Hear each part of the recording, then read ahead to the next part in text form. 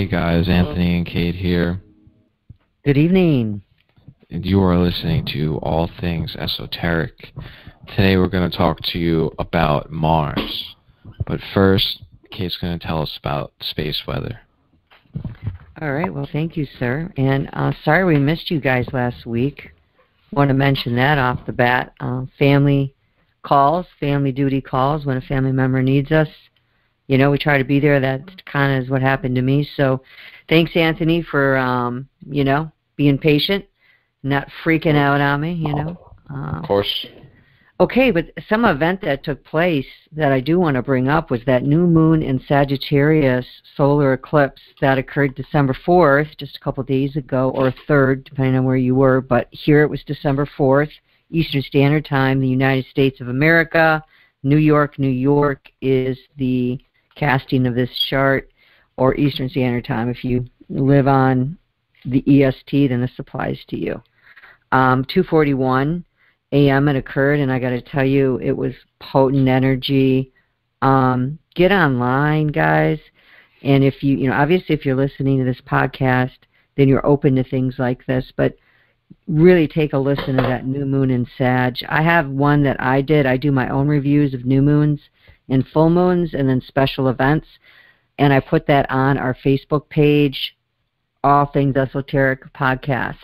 And it's on there, and you can take a look at it, and it'll break down a lot more than what I'm doing tonight, because I don't want to do that in this podcast. We want to get to Mars as soon as we can here.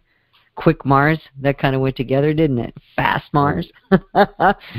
But the theme of this December 3rd and 4th new moon in the Sag solar eclipse is going to last for up to 6 months. And it had a very karmic feel to it.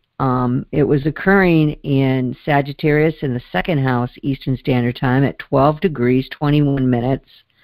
Across was the 8th house, of course, that is the opposite of Taurus. In Scorpio was Gemini, the North Node in Aries. And I talk a bit about that conjunction and the importance of this Gemini being at 0, 1 degrees. So when we get down to that degree, North Node moves backwards, and the North Node is about the collective destiny, so to speak, the collective movements that we need to make as a whole to get us where we are supposed to go, which we don't know what that is, but the wheel keeps turning, and they that control the wheel know what's going on, right? I just interpret it and prepare for it. But wherever 12 degrees is, Sagittarius, in your chart is where you're going to feel this. And did you want to know, Anthony, where that is in your chart? Sure. I did look at this earlier. And you have your Sagittarius in, where did it go here? Sagittarius runs that 9th house. We'll go into that in a minute. But you have it in the 6th house of Virgo. And you have Pluto at 0, 1 degrees in your 6th house in Sagittarius. Very important to look at that, because Pluto is the longest traversing planet, and that is extremely important. You know, 30 years in a house, 20 sometimes, and it depends. Yeah. The 1 degree is significant too. Yes, it is significant, but remember, Pluto doesn't move backwards. Starting moves forward. The North Node moves backwards, which I was alluding to earlier. So it's already, you're starting something complete, you're transforming into something completely new this lifetime. And it's in a very, very practical way, because it's in the 6th house of the daily life of Virgo, but it's in Sagittarius. So Pluto and Sagittarius plays very big in your life. Now, the 12 degrees of which I speak sits next to your 13 degree Vesta. And that is an asteroid that has to do with accomplishing goals and hard work and the career demands. And it can be an impersonal energy, and it's the place where we can sacrifice ourselves for the greater goal, which the 6th house is already interested in doing in Virgo, if you dig a little deeper into Virgo. But you're in Sag, but remember, you're visiting Virgo, so you're under Virgo's constraints, which is an Earth mutable planet and you are a fire mutable planet. So you have a lot of movement and flexibility, don't you? You should, or you're learning to. Interesting. Yeah, you're learning to, that's for sure. Maybe with that recent move you had talked about, that's definitely at play there. But the 6th house is opposite the 12th, so that's really important for you to look at. But your new moon that came in was conjunct Vesta. So you could go online and type in, what is Sagittarius and Vesta. That'd be something to look at. But it's going to have, Vesta's going to perform and act like Virgo. It's going to be very moving, very unrestricted Vesta. And it's going to be signifying things of the 9th house. And the 9th house is basically, the house, they say the house of God. It's where we search for meaning. You look at the Sagittarius's centaur, the horse, and half man, the horse and the man, and he's pointing his arrow up to the sky, and it's the search for higher meaning, and it is higher education, which is where, it doesn't necessarily mean you're going to get a PhD or a master's or even go to college. You could have, because it's mind expansion as well, so you could have your education coming in a way of just really deep study and research, which is equivalent to a PhD. See what I'm saying? Mm-hmm. And it's philosophies of life and journeys and traveling and wanting to learn and wanting to know.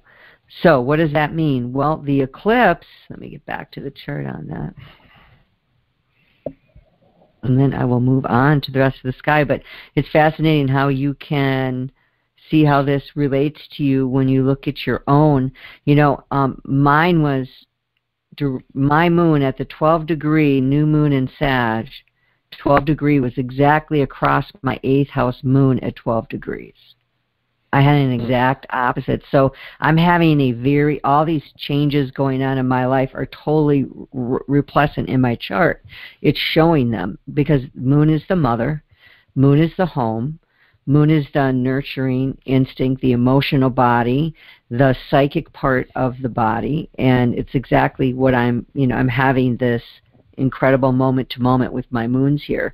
So anyway, you definitely would have felt that in 6th house matters, not so much the 2nd house where this occurred, but it's asking you to tie in the 6th house and 2nd house matters, to take a strong look at them and say, okay, here, or do any of these themes that I'm about to talk about apply to you? So with the solar eclipse, we know solar eclipses are new beginnings. They're wanting to change things, bring things out, along with this new moon, a very forward energy, fire mutable Saggy. So this is turning the lights on within, Sagittarius, looking within to without, looking up and out and wanting to go more up. And with being conjunct the North Node, which is also sitting in the 2nd house, this is the karma. This is what we're coming away from. The South Node, not the North, pardon me. The South Node is what we're coming away from. It's what we've done, and it's our karma. And it's asking us, look, I want you to move forward from this. I want you to look up to the higher perspective. I want you to view the 9th house. On things that have to do with, rather, the 2nd house, and that's Taurus, right? That's fixed earth energy. So anything that is really fixed earth in your life is represented by this very, very strongly. The 2nd house, think of the bull on Wall Street. This is resources, resourcefulness. This is your personal self-esteem tied into money, tied into your value and valuables. This is very much about security, but it's earthly, it's pentacles. It's that material security and your attitudes. It's absolutely about your attitudes. And if you've been listening to me, I know you have, Anthony, but the Uranus, Taurus, 2nd house, changing the guard with this money system, and you'd have to be blind not to be seeing what's occurring in money within the planet. And like I mentioned last time, I actually did a little bit more research. Last time you mentioned the money, the dynamic of our relationship with physical things changing, and the whole Great Reset and the, what is it, the World Economic Forum, or fuck that name up, with Carl Schwab and all that, and they want to make Charles Schwab. Yeah. Charles Schwab, yeah, they're World aware Economic of Forum. these things. Yeah, the World Economic Forum, they are trying to change everything about the way we own stuff. They're saying, why do you want to own stuff? Rent your phone, rent your... Yeah, that's interesting. Like, they are aware of all the astrology going on, and now they're trying to implement a change in our relationship with physical objects as it aligns to, you know, the stars. Like, it's true, you know, millionaires don't believe in astrology, billionaires do. They're well aware of this. Yeah, astrology, you know, all it is the science of the sky, and it's like any science, and we have many in our planet, and it's reliable because the systems don't change. They just keep going around in a circle, and we have enough patterns and enough incredibly minded, brilliant people out there that are just poring over charts and doing videos and proving to us again and again and again, here it is in the chart before it's going to happen. I can't, you know, some people are so good they could tell you exactly what's going to happen. I don't do predictive astrology. I say you're going to be going through this transit, and this is what this transit means. You might want to prepare yourself. What is that going to look like? I have no idea. A lot of that has to do with your own momentum. You know, the stars, here we go, they impel, but they don't compel. Conscious choice, but this is exactly right. Influences upon you. Right, and the South Node here that is going on in this whole second house, it's loaded with Mars and Scorpio at 23 degrees. Just, oh my, you'll have a more appreciation for that after this podcast to hear Mars and his energy that's about to come out. But Scorpio and Mars is home, and that is a potent energy, and it's nothing's in really tight conjunction at all except the sun and the moon. So, but there's enough presence there to make a difference because they're powerful placements. And with the South Node in Sagittarius, North Node in Gemini, where we're going in the 8th house, this is Gemini speaking in retrograde, by the way. It's stalled out and it's sitting there until... when does it move? I believe it's January 3rd. It'll come out of retrograde. I could be wrong about that because I don't know if I wrote that down right. But it starts moving again, then it stays at 0, 0. I'm not kidding. This potent degree at 0, 0 for like hours. And then it finally unlocks out of retrograde and moves forward and will go into Taurus at that point. And actually, I thought I had the chart for that, but I put it away. Yeah, it'll go into Taurus because the North Node moves backward. So it's going into Taurus. Can you believe that? And all these eclipses and all these moons have been about the second house theme. And Taurus is in Uranus. So economic crash. Economic money. And here's the other big thing. Next year, the USA has its Pluto return.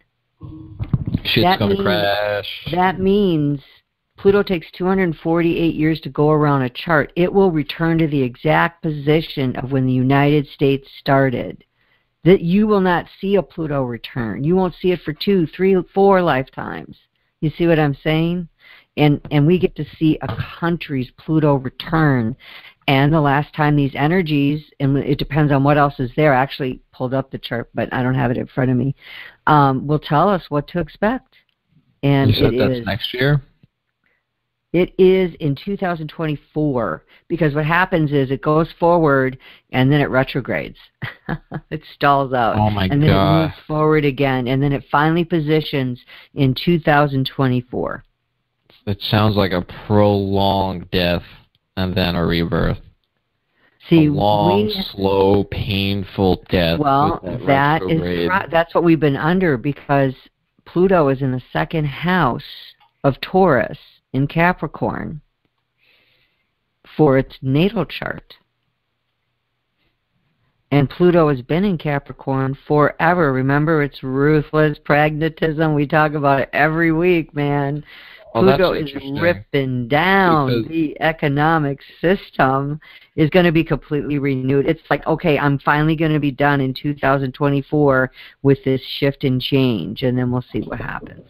People have done charts on that. Go ahead. It's interesting because the founding of the country, you said Pluto was in Taurus, where there was a huge revolution in, in America, the new country, as opposed to England. There was a huge change in the relationship of the people to the land in England and most European countries at that time, and under most monarchies before that. You couldn't just go out into nature and hunt the woods. Like, that was the king's woods. You couldn't kill the bear. That was the king's bear. And America, that was not the case at all. And it was never eventually codified until Teddy Roosevelt officially, but it was, the frontier.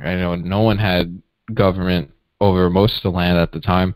And then eventually, because of Teddy Roosevelt, there are certain parts, sectioned off that every American has access to, and we're allowed to hunt and fish and camp, and that was not the case in the old world. The people were cut off from nature in that way.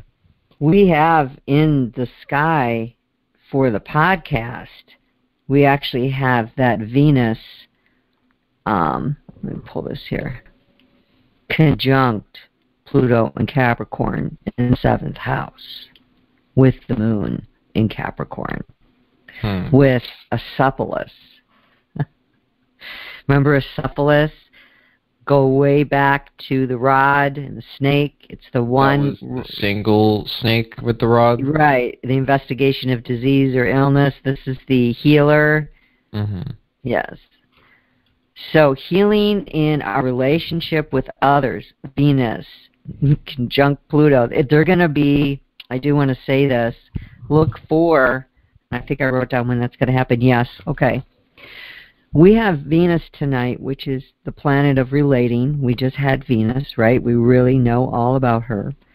Conjunct Pluto in Capricorn. Venus in Capricorn, conjunct Pluto in Capricorn.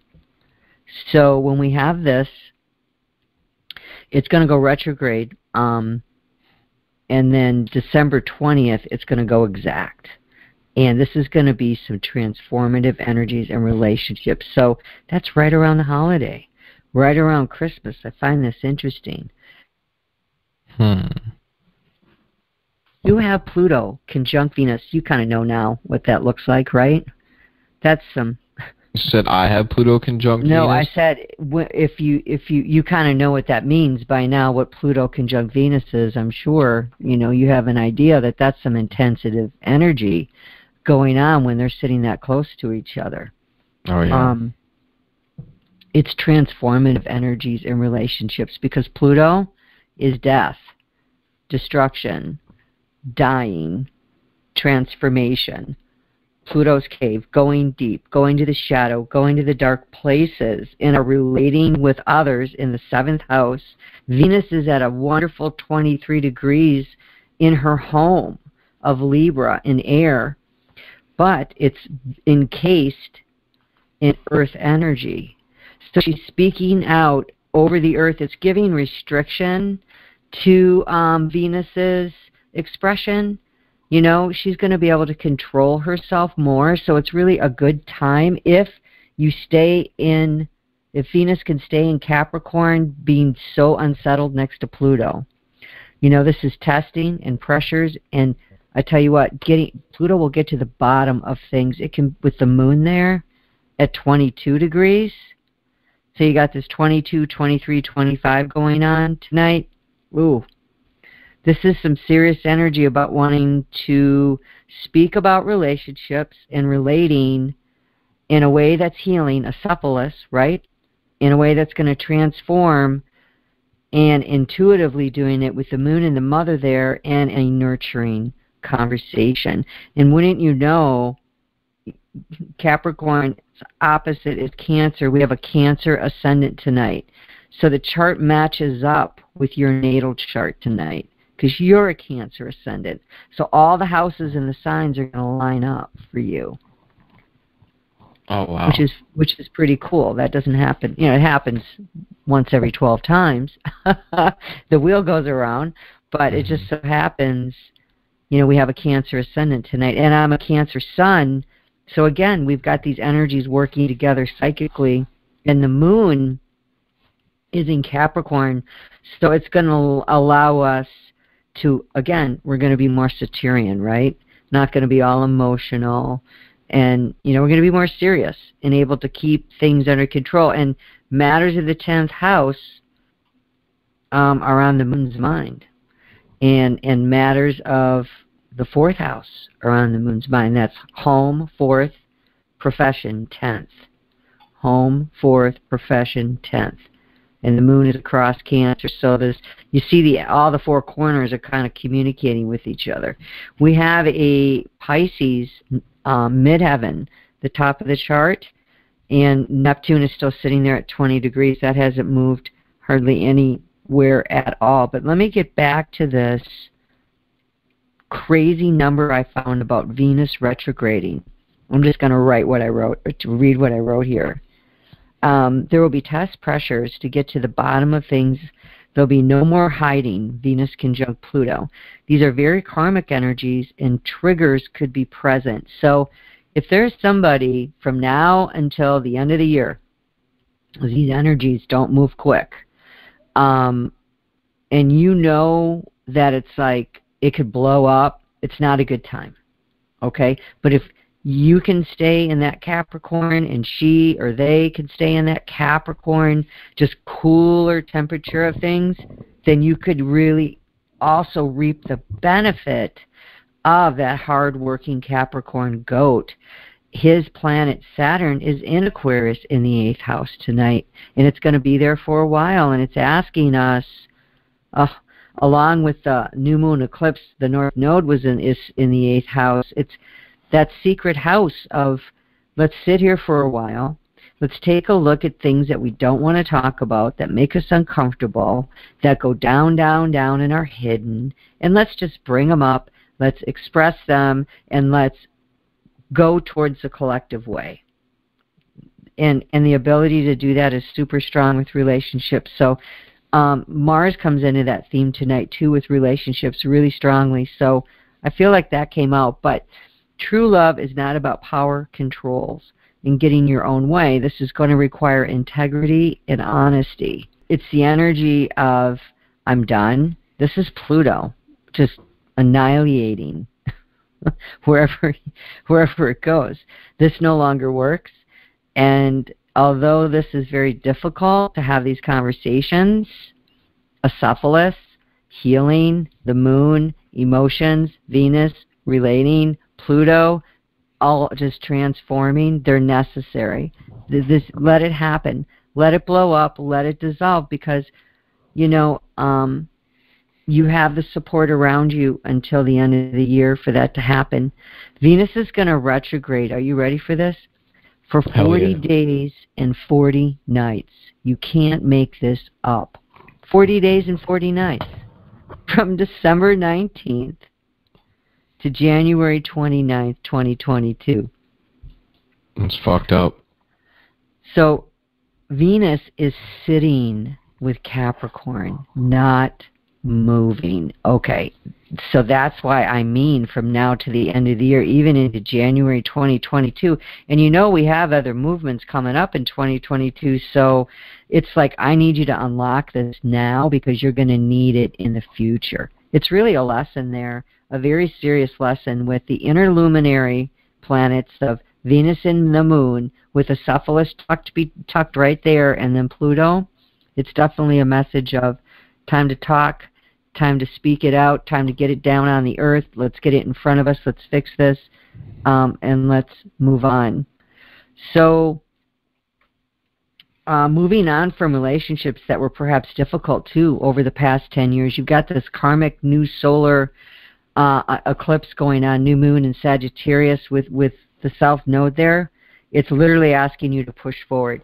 It's literally asking you to like move away and go towards that Gemini 8th house and let go of what hasn't worked and move forward and go down deep and go in within yourself and be like Scorpio. You know, spend some time alone in that fixed water.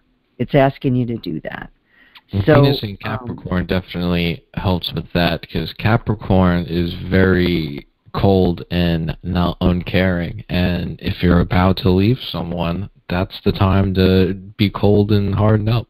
That's interesting. Yeah, it's allowing that rational, cool head to prevail, right? Yep. But it is cardinal. You know, you're in a cardinal house, and you're in Capricorn's a very strong energy, a huge energy in a chart. That's the 10th house. You know, that's where your profession and your career is, where you spend, you know, where you show up in the world.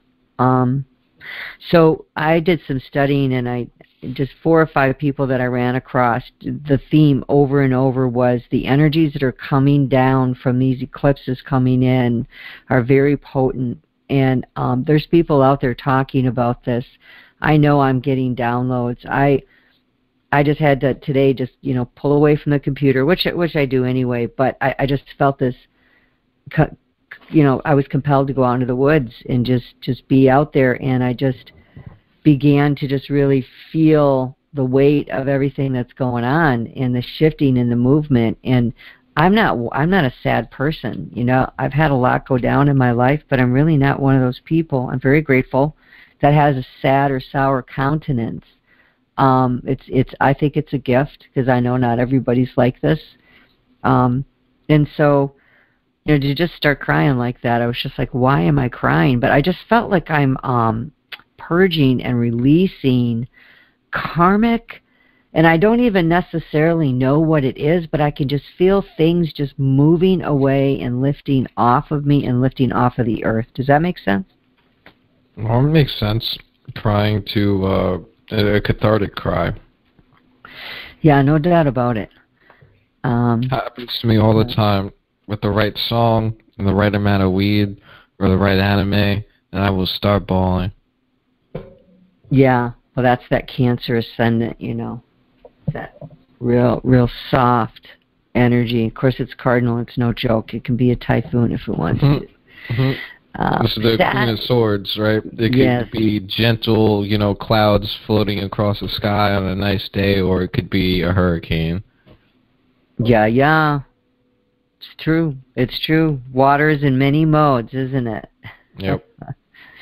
So Saturn is also square Uranus, and it's making its last square, and it's not going to be square again for quite a while. And this shift here is bringing a release from what we feel we've been stuck in. Okay, so this is the same message, but with different stronger energetic footprints. Saturn and Uranus, Saturn's restriction, right? We talked about this last week. Uranus wants to move forward. This is where the agitation can come in. And it's like, man, I move forward, and then I have to like sit there. It's like almost like you get your computer finally set up and then the internet's down. That's exactly what it's like. Or you finally, you know, figure out where you're going to go, what you're going to study, what you need to look up, and then, you know, oh, you don't have the books you need. Or like 2 years later and fucks are still wearing masks. I'm just telling you, man, there's the other thing to this, and it's called your Saturn return, and you have one at 27, and then one between 58 and 59, 60 in there, and I'm having my second Saturn return in March 2022.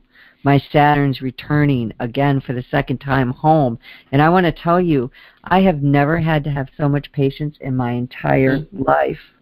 I'm not making this up. This is unbelievable some days, man. I'm just like, this is... Go ahead. Do we really need the Saturn return? I mean, Yes. it doesn't need to come. Fuck it. No, I mean, listen, man. I This was Saturn reading return, in a I'm book. doing a video on it because I am blown away at how accurate this is. Like, I can't wait for Saturn and Aquarius to release me because it's going to be amazing. That's not to say that the stars are holding me back and I can't, but there is something to say to that.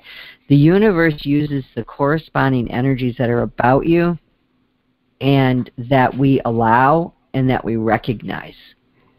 You know, it works on a knowledge basis. You know, are there supernatural things like all of a sudden something comes to you? Yeah, but usually you're in some kind of a seeking mode for that to happen, you know? And so if you study and you know what these things mean, it begins to form a pattern. You begin to see it and you begin to be like, wow, this is going to release and it's going to be fucking amazing. I hate to put it that way, man, but it's going to be, and I can't wait. I can't wait. I don't know if it's going to be amazing specifically for me. Yes. Because I was reading in an old book about Saturn in Aries, and it said these people often end up in jail. And I'm like, okay, I don't want my Saturn to return. Fuck that. You have to consider the whole chart, see, and that's where you have to, you know, it's great to read that though. You know, kudos for digging deep and looking at that. Not many people do that. You know, that's advanced astrology right there. People just don't even know about their Mercury, let alone their Saturn return. But I always caution people, just be careful. You must consider the whole chart. There are so many moving pieces. Like, how is everything communicating? Because just because you have a Saturn return doesn't mean that it's going to be a negative experience. You know, it's but it just was almost right. Well, see, because it's accurate for you. All right, but Saturn square Uranus, okay, eesh, that's a tough configuration, and you feel tense and churned up inside, and you're struggling between this urge to conform and, wow, that came out weird, confirm, urge to conform, and this urge to assert your individuality, right? So it's like one side wants to be like everyone else, and the other side wants to fight. So. Oh yeah, that's definitely me. Caught between like pleasing everyone and fuck, I hate everyone. Well, for your own peace of mind, I wrote here, you need to find a balance between those conflicting urges. Yep. All right, I do want to mention coming up, and we'll talk about it, I guess, next week, but is this Gemini full moon on December 18th, 19th. Oh boy, that's a big deal. I'm not going to actually read on that. I'm going to pass that up because we'll be around for that. We'll be able to talk about that when the time comes. But that is coming, full moon in Gemini. I can't wait. It's going to be a beautiful full moon. So all these energies, okay, that are occurring, they're gearing us up and preparing us for that 2022 U.S. Pluto return. And with Uranus in Taurus at 11 degrees and still in retrograde, I want to read the Sabian symbol for our Uranus this evening. Excuse me, for the degree of Taurus, I apologize, at 11 degrees. This is going to blow you away. This is what it means when you have this degree in Taurus. Now, Sabians always goes to the next degree up. So, because you're always at 11 in like 36 or 11 in 5. You know, you're never right at 11, so it goes to the 12th degree. On the orders of their captain, a group of pirates reel in a small boat piled high with loot and supplies. Forming a bucket brigade, they begin to transfer the articles onto their ship. Transfer or redistribution of wealth, goods or information, facilitating the movement of goods and information through new technologies. Having a clear idea of what one wants and how to get it. Ruthless opportunism to take what they want. Greed for money and goods versus redistributing wealth to stabilize a region politically or to help its economy. Organizing people in some group enterprise. Mustering support for an ambitious project. Succeed because they wield authority in a relaxed, unpretentious way. Establishing chains of command, efficient teamwork, seeking out reliable helpers and getting rid of weak links in the chain, going after one's desires versus serving someone else's agenda, having a good handle on what one is doing, and leadership. So what are your thoughts on that?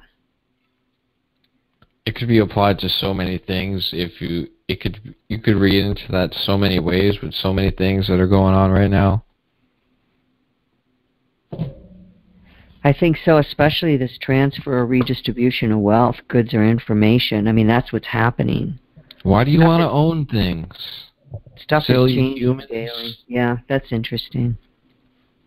Well, in tonight's chart, Uranus is opposite Mars. So that's important to talk about since we're going to go into Mars in a minute, but I'll just read what that means. When you have Uranus opposite Mars, you know, Mars is in rulership here in Scorpio. So it's going to behave the way that it's supposed to behave in the sign of Scorpio. And it functions very well here. So Uranus opposite Mars, they're at the, and it's not a strong opposition, so it's not like it's making that big of a deal, but they're not communicating. You know, the Uranian moving out energy in the 11th house in Taurus is fixed. It's, you know, it's in a house of Aquarius that wants to move out, but it's in a fixed sign. Again, golly, you've got all this. I mean, I can feel it, like this energy right here is like something is going on, and I can feel it out there, but like we're not quite there, and it's almost like I'm at the starting gate of something, and I'm preparing to run a race. That's how I feel. Like the energies are going to shift, and it's going to change things. I just know it's going to happen. There's always some shady shit going on, but especially right now. Yeah, and so, you know, Mars is at 25 degrees, so it's not exactly across, but you're going to have an incredible amount of, Mars has been in Scorpio a while, you're going to have a lot of willpower and fearlessness and determination. And Mars in Scorpio, you know, Mars is a moving out energy, and it allows the Scorpion themes to go down. So there's this power behind being able to go down and in, and being able to figure out the dynamics of where it's sitting tonight, which is the 5th house. And the 5th house is about creativity and recreation and children and our pleasures and where we play and our entertainment and our romance. So very personal things. We're seeing the Uranus square and the Uranus opposite tension. So I just want to say, guys, really, when in doubt, don't. You know, that's really good advice for this. You know, if you don't feel that everything's aligning, it's time to really move out on some of those things. Wait. You know, unless you've got, like we talked about, the 7th house theme there of all the cooler heads prevailing. But even with the cooler heads prevailing, Pluto is blowing shit up. And it doesn't stop. It does what it's supposed to do very slowly and just like Scorpio and with precision. So you talked about last week, I wanted to mention the planetary dignitaries and essential dignities. Basically, planetary powers in the rulerships, and you know that really matters. I wanted to mention this: when you guys study astrology, really make sure you look at the planet's ruler and where it does well, where it's exalted, and where it falls, because this is how you can get clues to whether the energy is working the way that it's supposed to be or not, or whether it's struggled to act in a sign. So the best use, I wrote this here, the best use to this energy that we're sitting in right now in the sky, and it's going to be going on here, you guys, it's not shifting and moving, we're going to feel this for a while, is to think twice before, I said this earlier, didn't I, before lashing out, and use some kind of tact and strategy, before reacting.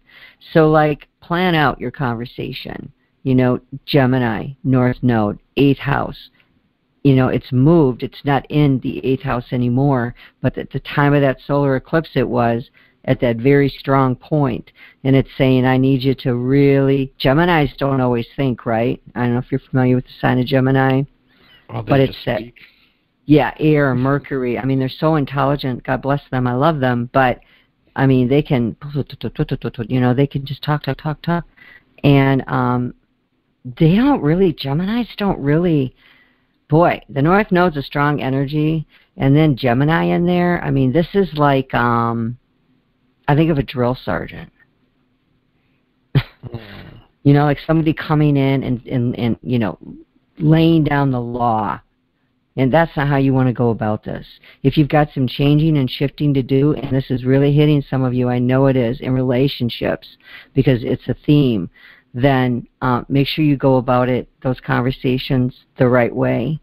If you use these tactics, you're going to find the freedom from restrictions that you so strongly desire right now. And the likelihood of defeat in any battle can also be lessened by using more forethought and seeking guidance from trusted friends. So role play. So, yeah, Anthony, I know you just have all this conflict in your life with relationships. I just know. So if you need to role play, let me know. I'm just kidding. I mean, we could do that, but... Yeah, oh, that's funny. But role-playing's no joke. I used to do that all the time. We used to have, when I was in banking, and I would have to have these hard conversations. All right. Neptune's in Pisces, 20 degrees. I talked about that, and it's just chugging along, but oh, how beautiful, sitting right on the midheaven. Spiritual talk, deep talk, metaphysics, mysticism, occultic, hidden esoteric things on our mind. And Orthodox religion is not in the house. Yeah. No, not with Neptune and Pisces. This is, I want you to seek your own spiritual experiences. But be careful. We can have escapism. Remember, the fog, and, you know, I'm just going to just go get wasted, and that leads to all kinds of things that, you know, I guess there's a place for buzzed and going out there and having a good time, but you can't camp there, right? No, I mean, for a lot of people, if you try to drink when you're emotional, you just get even more emotional. Exactly. Well, everyone reacts differently. I've seen people get really angry when they drink. I just became a big lush. Yeah, I don't ever get intoxicated anymore. I mean, I guess I would if it, you know, if I was partying with friends and stuff. But no, I didn't like who I became. You know, it's just like they say, all your inhibitions are down. You know, so I mean, it makes sense. And then remember we talked about alcohol and Al Ghul and the demon spirit and all that stuff. There's something to your consciousness that happens when you drink alcohol. You should study the mind and the brain and what happens. And you really leave yourself open if you believe in spiritual entities and things like that. I don't advise it. I don't advise it. Are you there? Did I lose you? Yeah. No. Yeah. Okay. Hey, one last thing about Pluto conjunct Venus.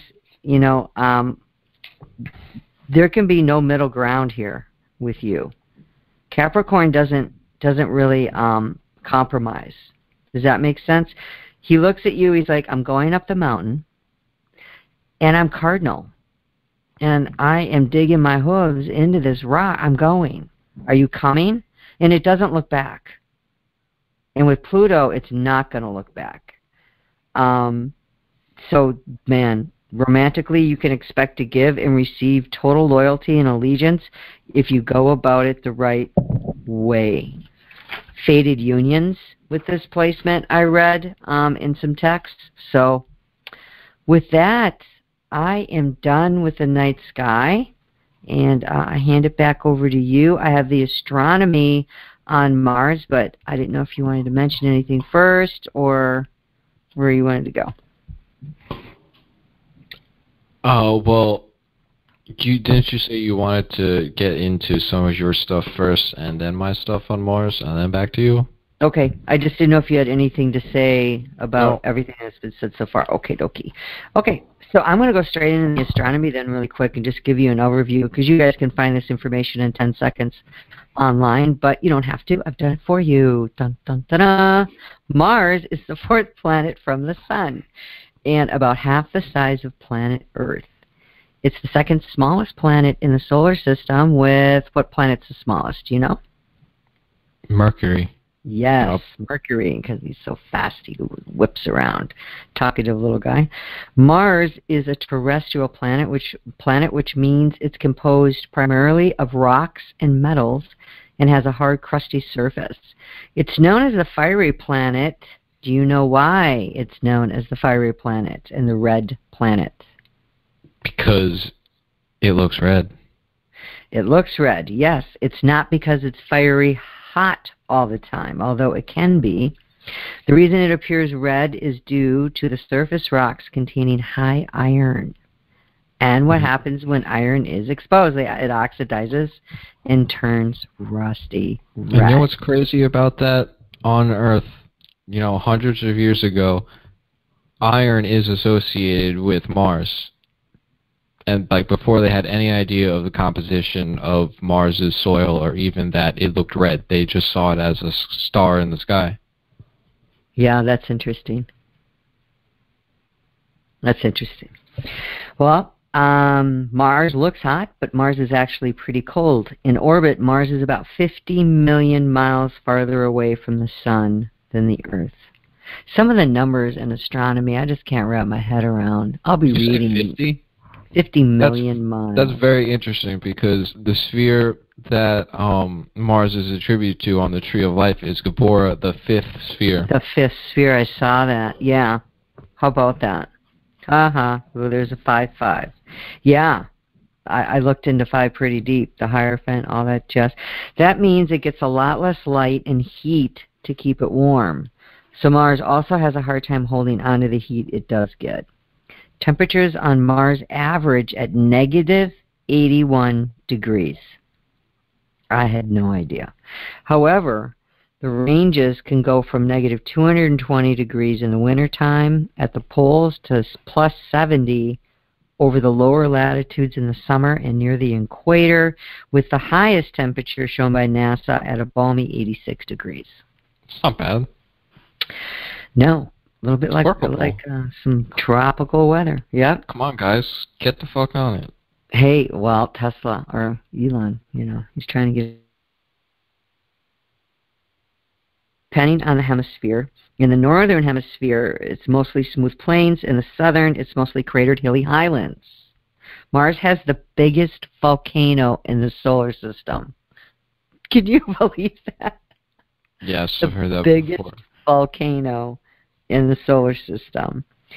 And there is a gigantic crack, and there was a name for it, and I forgot to go back and write it down. There's a name for this crack. In the crust, and it forms this huge canyon, right? The canyon is, again, try to wrap your head around this, 10 times wider than the Grand Canyon and 10 times longer than the Grand Canyon. I mean, that's just huge, right? That's pretty crazy. It has a very thin atmospheric pressure that is less than 1% of Earth. So the planet had oceans at one time, but a very small amount compared to our Earth. And it has the largest dust storms in the universe, and that is what makes it look red. It's all of that wind and dust flying around that gives it that red appearance. And it is closer to the asteroid belt, and it gets hit often due to the thin atmosphere.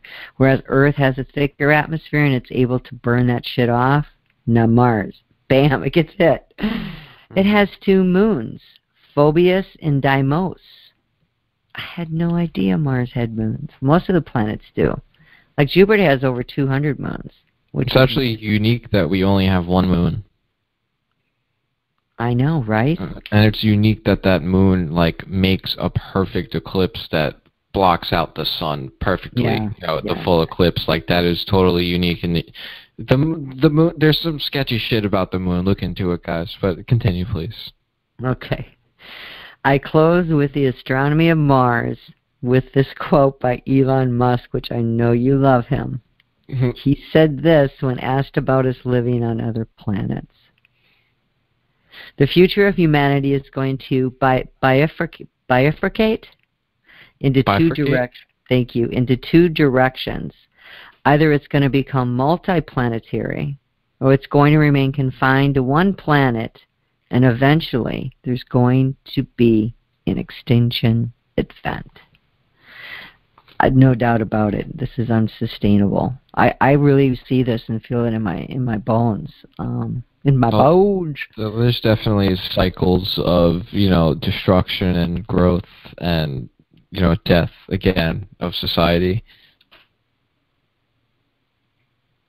Well, yeah, I mean, supposedly we've had 5 extinctions already. Oh, yeah, if you go back before the flood and Atlantis, if you believe all that, the Younger Dryas, yeah. Comet impacts and all that. Yes, and the Epic of Gilgamesh, doesn't it talk about that, too? Doesn't it talk about the flood or something? Oh, yeah, the Sumerian kings list has, lists of kings before the flood that lived for thousands of years and all that. Listen, this is kind of off topic, but we got to do a podcast on the giants, man. They're popping up everywhere across the world. Everywhere. These guys are huge. Okay. But I'm going to hand it back over to you. You're going to give us some really deep Kabbalistic, esoteric stuff on Mars. I'm looking forward to this. So Mars is attributed to the 5th sphere, or Sephiroth, on the Kabbalistic tree of life, called GEBURAH. Some English titles given to it are strength, severity, justice, and fear. The magical image is a mighty warrior in his chariot. Its virtue is energy, courage. Its vice is cruelty, destruction. The spiritual experience is a vision of power. Symbols, the pentagon. Okay, like I said before, the government knows about this shit. At the 5-petaled Tudor rose, the sword, the spear, the scourge, the chain. The Esoteric text is the following.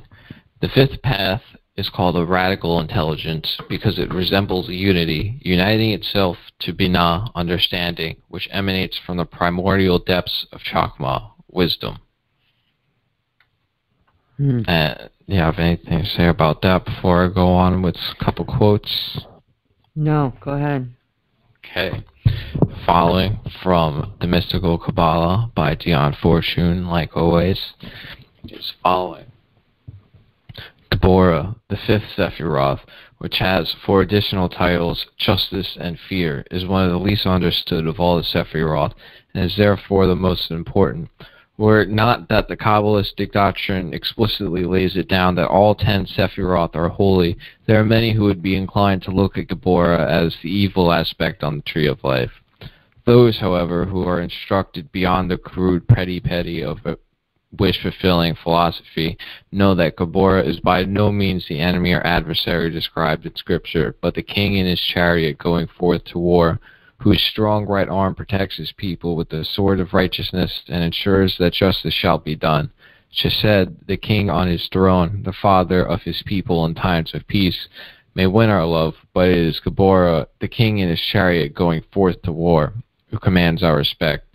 So GEBURAH is basically about knowing the proper time to use force. It is very forceful, violent, which is why she said some people may be inclined to look at it as evil, but it's about knowing the proper time and place to use force. You have to use it in this world. That's excellent. Yeah, I really break that down and get into that deeper. You really set it up nice. So GEBURAH, number 5, on the tree.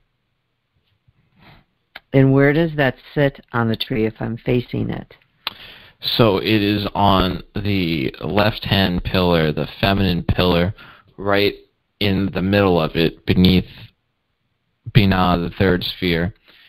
And it is across from Chesed, which was just mentioned before, which is basically its polar opposite, the sphere of Jupiter. He is the kind, loving king, and GEBURAH is basically the war king.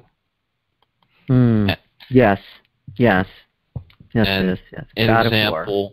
An example of GEBURAH in the Bible as an example of knowing the proper time to use force, well, from the biblical point of view of the proper time to use force, would be something like the destruction of Sodom and Gomorrah. If you get into the story of Lot, I mean, it gets a little bit fucked up because Lot kind of like offers his daughters up to be raped by the group, basically the foaming at the mouth crazy people of Sodom and Gomorrah. The people of Sodom and Gomorrah were trying to rape the angels, and Lot was the only one who would like offer the angels help. And Lot's like, don't rape the angels, rape my daughters. They're virgins. And they weren't virgins, they were married. It was just a weird lie on top of offering up your daughters to be raped. But anyway, God helps Lot and his daughters escape the city before he destroys it. And of course his wife turns back and gets turned to a pillar of salt.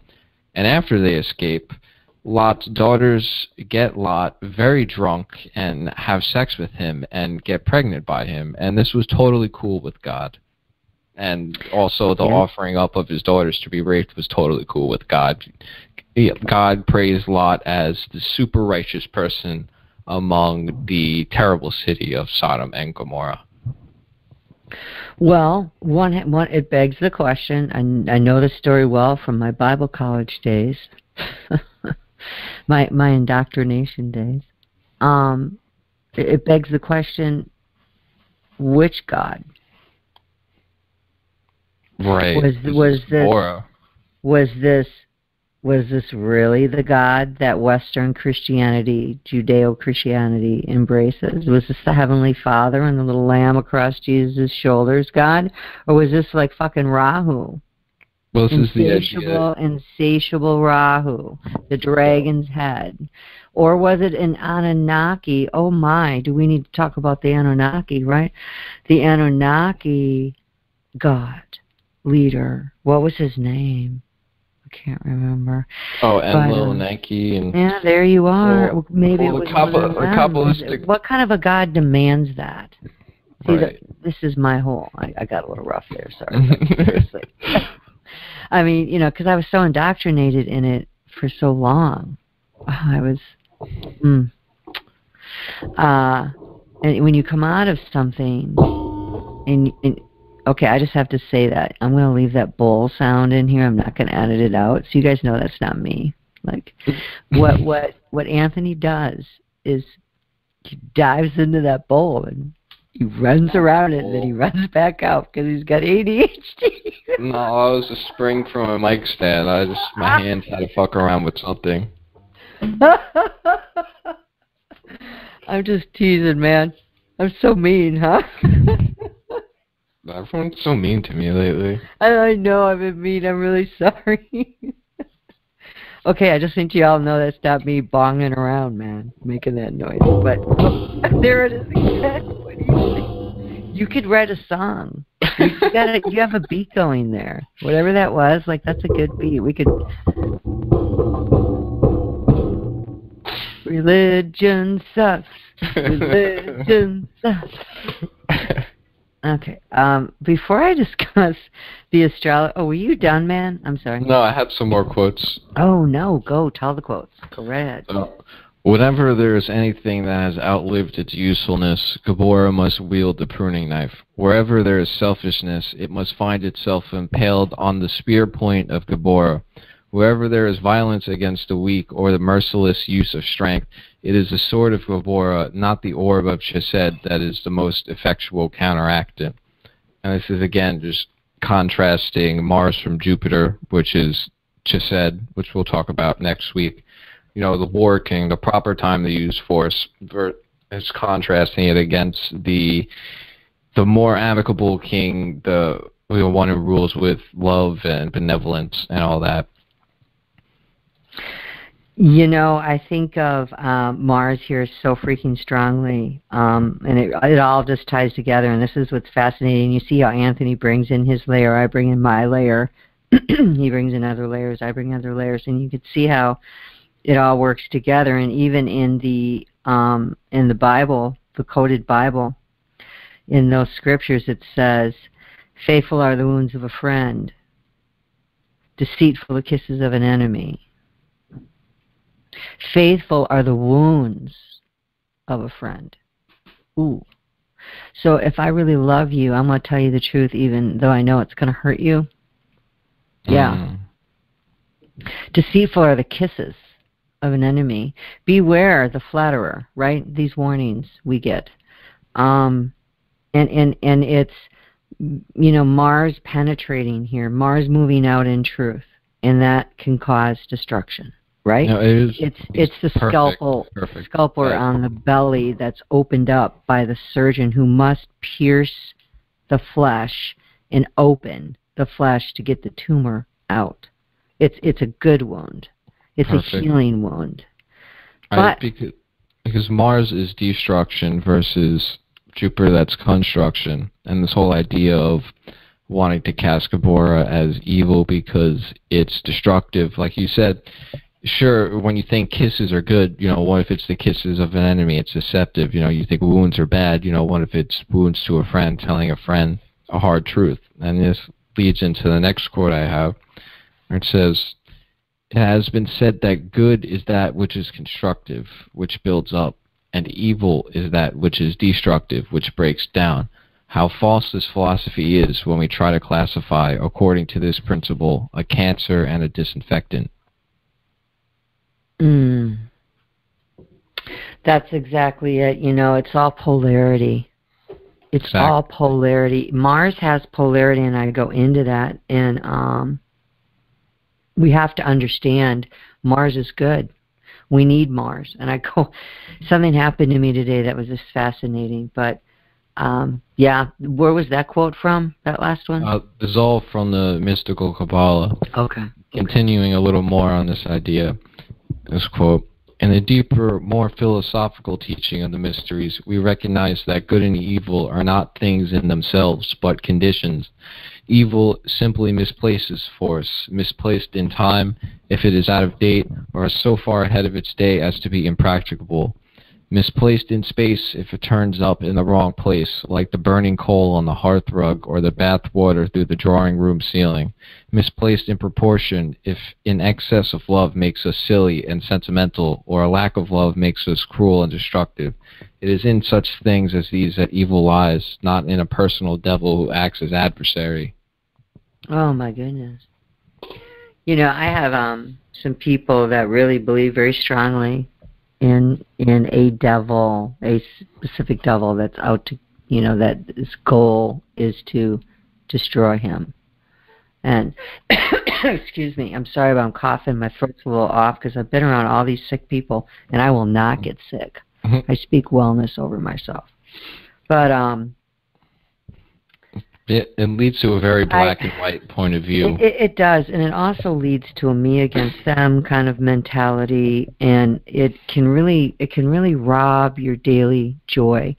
And here's the other thing, I know the scriptures. I'm not saying I'm all this and that, but I know them. I do. I was in the church many years. I served as a chaplain's wife, United States chaplain's wife. I served as a pastor's wife, a youth leader. I worked with troubled girls. I've been around the block in the whole religious scene. And boy, I'm really sorry. I forgot where I was going with that. We were talking about polarity. It was about the devil and seeing things black and white. Yeah, and I get that there are there's dark vibrations and forces. I can't deny that. I have sensed them. I've seen things that I can't explain. But I also think that if we're not ill-equipped for such things. And we have power and we have authority. The problem is we don't know our power and authority, and that's why we get fearful. But if we knew who we were, in not a cocky way, but I mean a genuine place of courage and strength, in balance, we wouldn't fear such things and we wouldn't talk about them the way we do. Because I just want to tell you, if something ever tries to come in this house, it has to leave. Mm-hmm. I don't care what it is. It can't stay. It can't stay, because it wasn't invited. And this is my space now. If I open myself up, okay, there's something to be said of this. We know energetic vibrations beget energetic vibrations. How do we know this? Is if you take water and you freeze it to really hardcore punk rock music, like really super hard, like jamming out, I know you know what I'm talking about, and you freeze it, it freezes like all jagged and disjointed and just fractured. But if you freeze it to Beethoven, it creates beautiful geometric shapes. There is an organization of energy that when it's all in balance, we can feel it. And when it's out of balance, we can feel that too. And it's not necessarily all bad. I think that's where we can go wrong here, and where what you were talking about with number 5 on the wheel is on the tree. Excuse me. We need Mars. We need lust. Right. I think if we don't have lust, I wouldn't even be married. I mean, that attraction is imperative. This is where, marriages can go stale because you lose the attraction. And you stop the way that you were because you lose the attraction. And you may place it somewhere else. And that's how affairs happen. So, lust is not necessarily a bad thing. And bringing in the church, a lot of this that I was taught was all one-sided. Like it was all bad. And there's God and there's the devil and you're going to go to hell. And if you don't do X, Y, Z. But yet there's grace. But yet, no, you need to do this and go to church and give your money. And it's like, dude, I am the church. This next in him I live and move, in him I being. This next quote I have speaks to this very well. And as the initiations of the infortunes, Saturn, Mars, and the deceptive lunar Yesod are just as necessary to the evolution and balanced development of the soul as are the mysteries of the crucifixion assigned to Tippereth. It is the one-sidedness of Christianity which is its bane, and is responsible for so much that is unsound and pathological in both our national and private lives. But equally, we must not forget that Christianity came as a corrective to a pagan world that was sick unto death with its own toxins. We need what Christianity has to give, but also, unfortunately, we cannot do without which it lacks. How badly do we need the Spartan virtues of GEBURAH in this age of sentimentality? Again, this is 1935. And the neuroses. How many breakdowns would be saved if this celestial surgeon were permitted to make the clean cut and that has a chance to heal, and so avoid the deadly compromise of irresolution that is like an open wound and so often goes septic?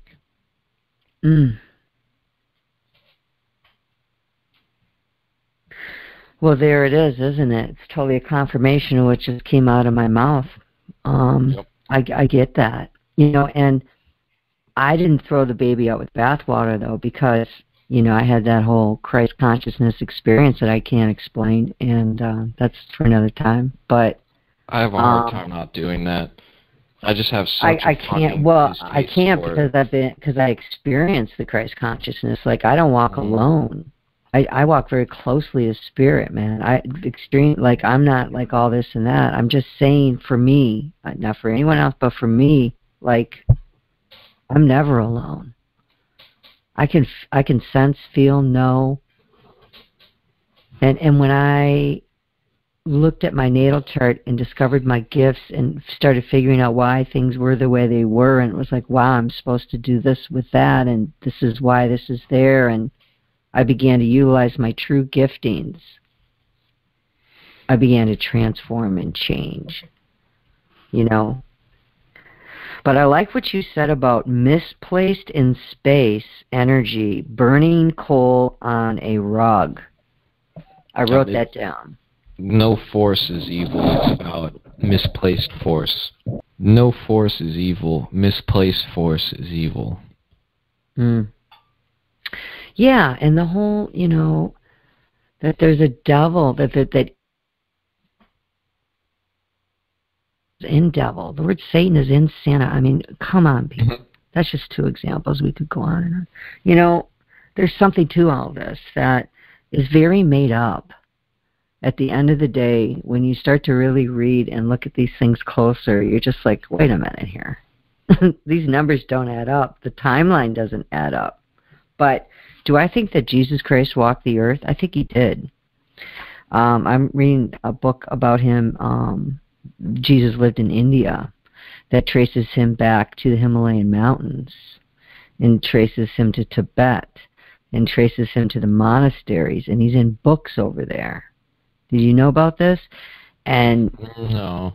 Yeah, and they talk about him as the master from Jerusalem, and he became a guru and trained under the monks, the Silk Road, baby, and then he walked right back home, man.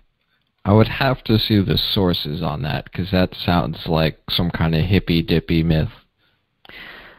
Oh, no, this book is by, scholars that know, all the ancient languages, been studying it their whole life, like a learned person. No, this is high-level stuff, man. I will send you the copy of the title and the author. Do not have it in front of me. But I put, we need Mars, we need the masculine, we need the defenders, and we need the courageous. And we need the masculine, I'll say it again, it's really, I think, been under attack, especially in the West. I think this. I talk to male and female in what I do for a living. And a lot of men are just confused about really how to approach the female.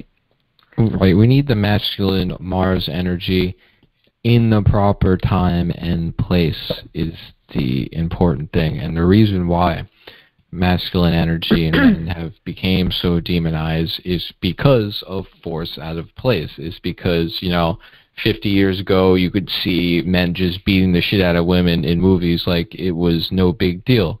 I mean, they've been demonized because of force out of place over time. It's important to realize why, but also realize, you can't hold, people alive today accountable for, the sins of their father and their grandfathers and 100 years ago.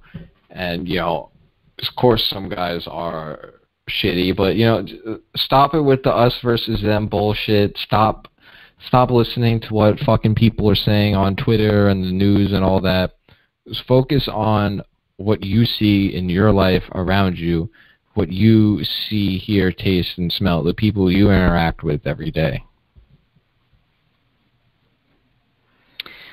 Yeah, that you can say that unless you're triggered by energetic traumas because of ancient karmic ties to you, which is a thing.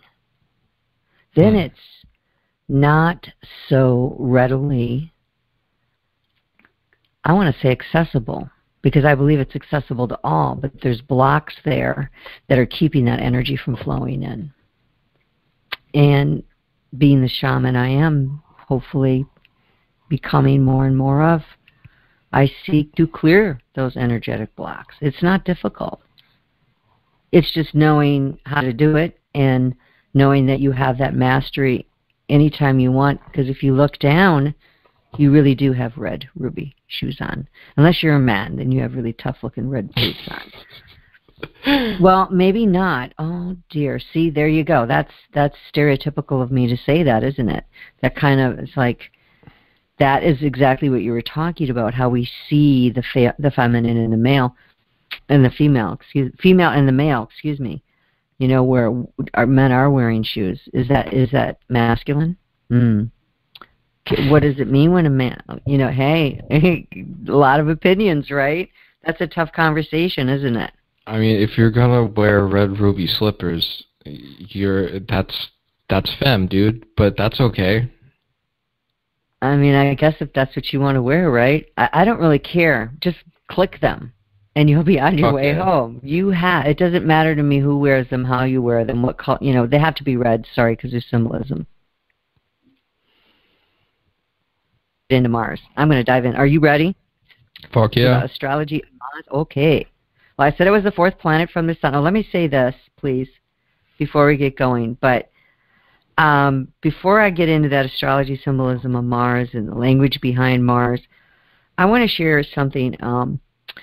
This is from me, and I believe science, and that although we should learn these foundational concepts, the esoteric knowledge, which is what this is all about, I think it's imperative to know this and then to move forward, to not just move forward and not have an understanding of this, because I believe things build on each other that are of value.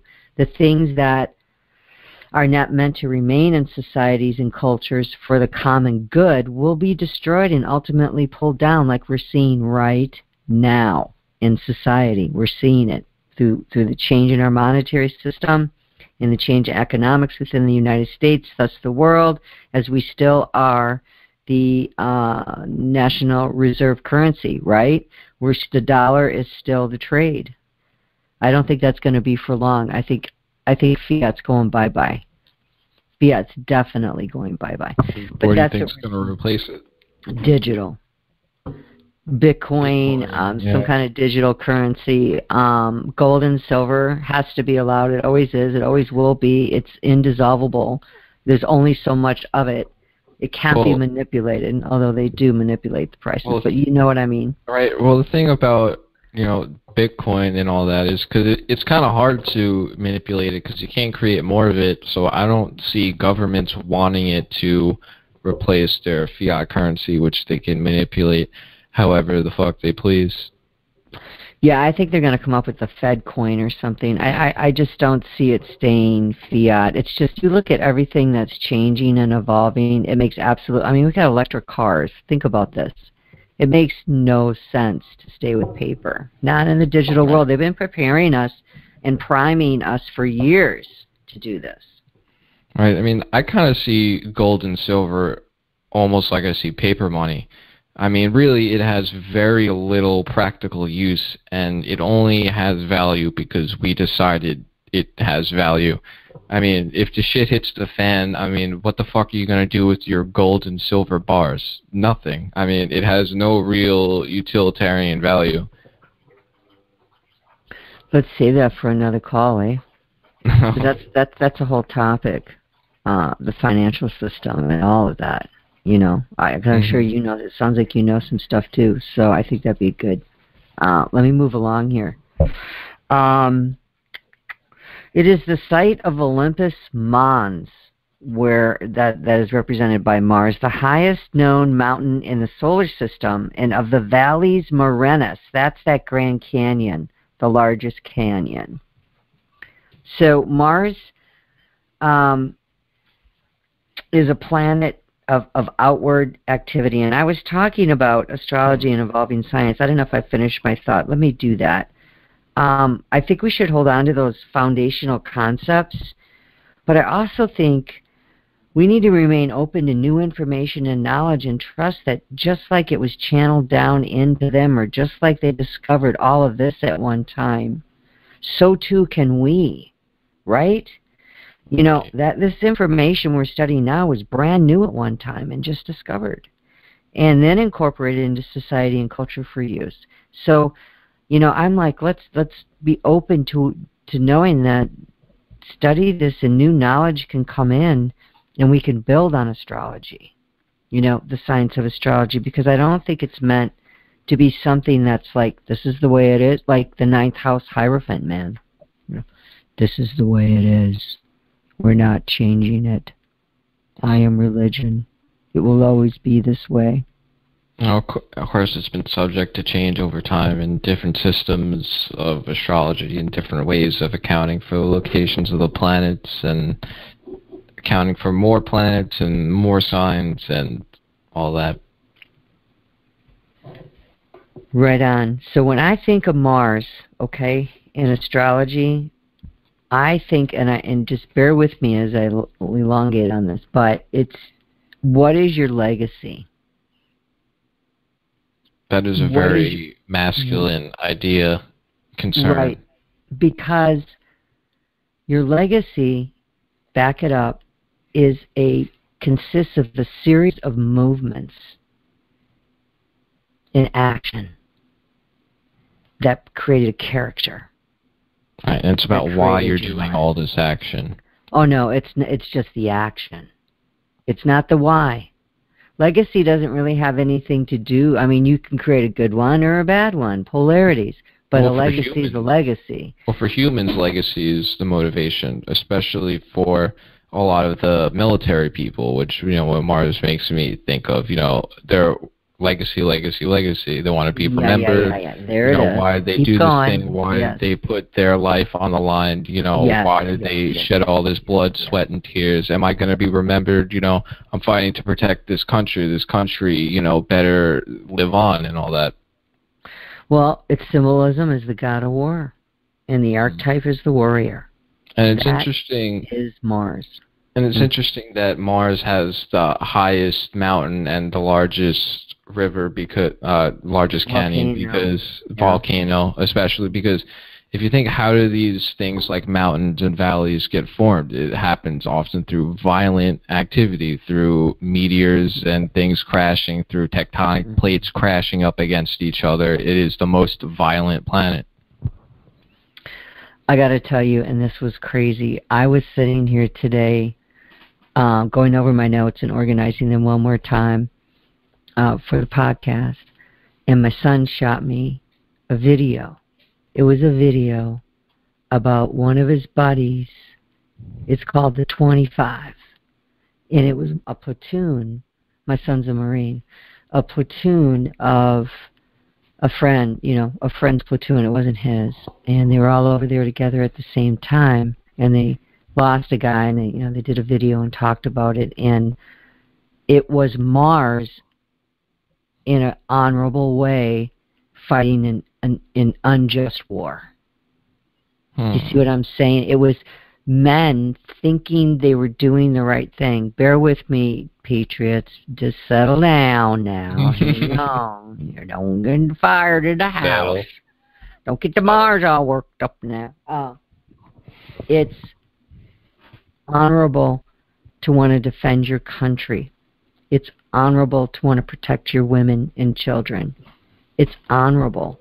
What isn't honorable is the men that are behind the wars that are using you as pawns. They're using you as pawns. And I know that's hard, but if you follow the money and you follow the beautiful people that have done the hard work on the internet and go to YouTube, you'll find the truth about these wars. But it's really important that we talk about Mars deep, because Mars likes to fight and can get a bad rep for its negative traits on the darker side. And the whole concept of polarity is very important. Without Mars, your chart does nothing. Without Mars, you have no action. Without Mars, you don't jump to Jupiter and go back to Venus. You need Mars. An unbalanced Mars will be where your struggle lays mostly. So it's fiery because it's our passion and our drive, and it's our sex drive, and it's our energy and ambition, and it's aggression. And, you know, always check a person's Mars before engaging in a fight with them. And I'm not kidding. There are some people you just don't mess with. Scorpio and Mars is one of them. Mars is where I look to see what a woman might need in a relationship. Mars rules Aries and Scorpio. So it's a dual rulership. And we're going to talk about that in a minute, because it's imperative to know how Mars is acting here. But when considering love and romantic desires, Mars rules over our sexual energy and desire, and Venus controls the romantic attraction. Look, there's no penetration without Mars. Venus can be a willing Venetian empress out on the lawn with the whole lunch prepared for you in the bright sunlight. But if you're impotent, nothing's happening. Correct? She's not going to make you that stuff if you're not doing what you're supposed to do. So Mars rules basic physical attraction and chemistry, i.e. the red blood in our veins. Very important. The blood is everything. Okay, let's talk about medical intuitive astrology here for a moment.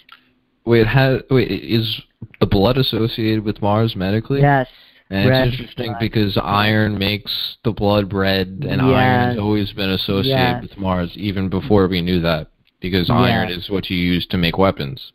And if you become anemic, you have no strength. You are tired and fatigued. You have no fire, and you have no passion, and you have no zest, and you have no zeal.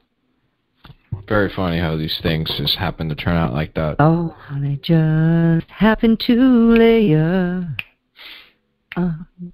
top of each other. I know, right? So, Mars rules over the number 5, GEBURAH, just like you said, also known as suffering on the Tree of Life. Think of 5s in the tarot now. Get your mind wrapped around that bad boy. Yep, that's why they're all terrible. Mars characteristics and traits within astrology are closely tied to action, movement, warrior, the motivator. Okay, Mars the motivator. Let's just get on that bus for a minute. This is your drive and ambition, your superpower, by the way, your lust and passion for life. So how does Mars motivate us? Well, like everything else, Mars has got its polarity. So the higher manifestations are passion, here what you were talking about, honor, to be valiant, courageous, masculinity, dominant. The virtue is energy and courage, the vice, destruction, and cruelty. Dominance is positive. It's meant to be. Without it, we would not survive. Lust is positive. Thank you. Lust is positive. So we have to, it's not bad or good. It just is, and it's how are we ising it? You know what I mean? It's like water. Is it hot or cold? Is there such a thing as hot water? I don't know. We could go down that road for a while. So it's, well, you know, in the lower, like in the tarot when it's reversed, the manifestations are anger, wrath, violence, accidents. Okay, this is impetuousness, impulsiveness, inordinate lust, destruction, ruthlessness, rashness, rudeness, destruction, did I say that? Pain. Yep. So it's our impulses, and this is why it's considered the great motivator here, because it'll use whatever it needs to use to get you motivated. It'll use raw force, the Tower. It'll use action, movement. It'll get you moving, but it can bring pain. And, you know, doesn't pain motivate us? Let's talk about pain for a minute. Sometimes we need it. Like I said in the quote about the clean cut that has a chance to heal. Mm-hmm. It's the surgeon needing to use the scalpel. It's faithful are the wounds of a friend, deceitful the kisses of an enemy. It also says something about know your friends but keep your enemies closer. Have you ever heard of that? Something yeah, of course. Yeah. Mm-hmm. Because it's a planet of action instead of reaction, let's talk about that really quick. It is not reactive. Mars doesn't think. That's Mercury. That's the moon. That's the sun triggered. The ego just does. You know, pride. That's how Venus relates. That is not Mars. Mars is just the raw force. It's the Kundalini root energy. Mars is the root chakra, red, number 1, base. The Kundalini energy will not rise up the tail, will not rise up like a serpent, will not rise up along your back, the spinal cord, right? Through your spinal cord. The Kundalini energy rises. It won't do that without Mars. So it's really important, like especially with Mars next to Capricorn, Mars in Scorpio and Venus next to Capricorn. In the 5th house, Mars is in Scorpio in the 5th house of love and relationships, and Leo's home, you know. It's fiery sun in that house. It's blazing, and it's fire and passionate in that house. Mars rather likes it there. And in Scorpio, it's in fixed energy. Leo kind of keeps it in a good place, in a positive, noble kind of place. I think that's true. More conducive to the virtues and the vices. Excuse me, as long as it's not reversed. Yes. As long as your Mars isn't debilitated. Yes. As long as you're not triggered. Yes. Again, as long as you don't have perhaps anxiety and PTSD. Yes. You know, in a normal setting, yeah, but a lot of people, man, they're not like that, you know. So I think in Leo's house it can be a real struggle. The fixed energy there is imperative. That's going to keep you, you know, the like you said, the loyal regalness of Leo is going to shine down and help Scorpio fix that Mars in the 5th house. All right, the fixed energy is the salt. It's the feminine, so it gives it a slight bit of charm. There you go. That's beautiful. So it's a think before leaping. Don't just jump right in. Don't be impetuous. I don't like to say don't do this, don't do that. Don't be a stupid buck. Okay, yeah. Follow that advice. Impulsiveness, aggression. But, you know, for physical pain in the body, we can look at the chart, and Mars is directly responsible. So if you had, like, the really horrific accident at some point in your life where, I don't know, you broke your arm, that's pretty horrific. Like my grandson, if I pulled his chart, I could probably find why he had that accident to his clavicle. He broke his clavicle. And the other day, being Spider-Man and shit. It happens. He took one for the team, man. He'll be all right. He's got lots of loving and screen time. He's all cozied in. He'll be all right. He's, you know, playing and milking it up, I'm sure. But anyway, listen to me. My Mars is in the 10th house of career, and it's in Virgo. So it can get quite, I don't know, Virgo-ish, which can cause me problems. But we'll talk about that later. We'll talk about yours, too. Do you know where your Mars is? It's in Leo. Okay. So Mars is usually transiting a sign that rules the part of the body and makes an aspect to another planet within that sign or the planet that rules that sign. Usually there's some kind of configuration going on, speaking when you have an injury to the body.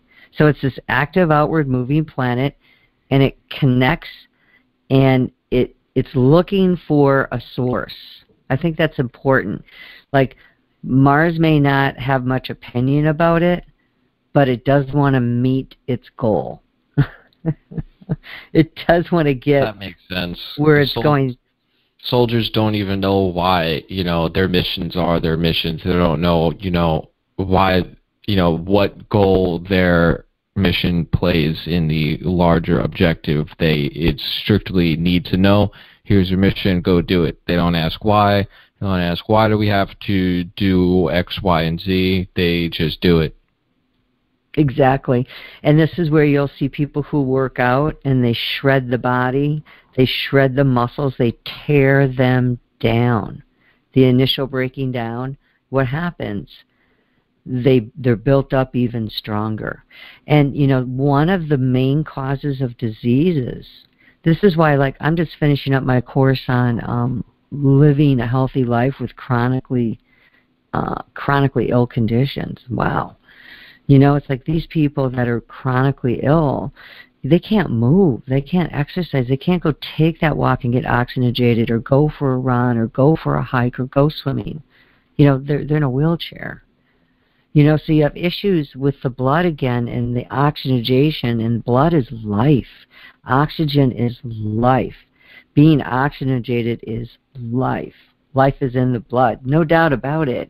And so if you can't move, you become even more fatigued. That's why exercising and pushing your body is so valuable, because it builds your body up. See what I'm saying? Right. That's why our grandparents, as soon as they were tired and started sitting down for, you know, most of the day, every day, their body just disintegrated. It's really true. They didn't have to go out and farm anymore and work as hard. And yeah, that's really true. You know, if your Mars is poorly placed or in detriment in a poor aspect, this is where you can see the short fuses, issues with anger and violence and rage, and a lot of things, you know, intuitively and through medical understanding can be resolved by looking at your chart with time and patience. If one understands, you know, knows thyself and really understands who they are and sees the helpers and sees the answers that the universe has given, like, you're not alone. You've been given a map. We've been given a map, and it's a symbolic map, and it speaks, and I can't explain how it works, but there's something to it. And I think that because it's come so alive in today's modern society, I think that it really wants to be seen and heard and understood. Everybody for themselves, so you can look at it and be your own voice and have your own guides speak to you and spirit communicate with you. And as we do this, and as we grow in our understanding and we do know thyself, we can then truly express our authentic selves, because we won't settle for less.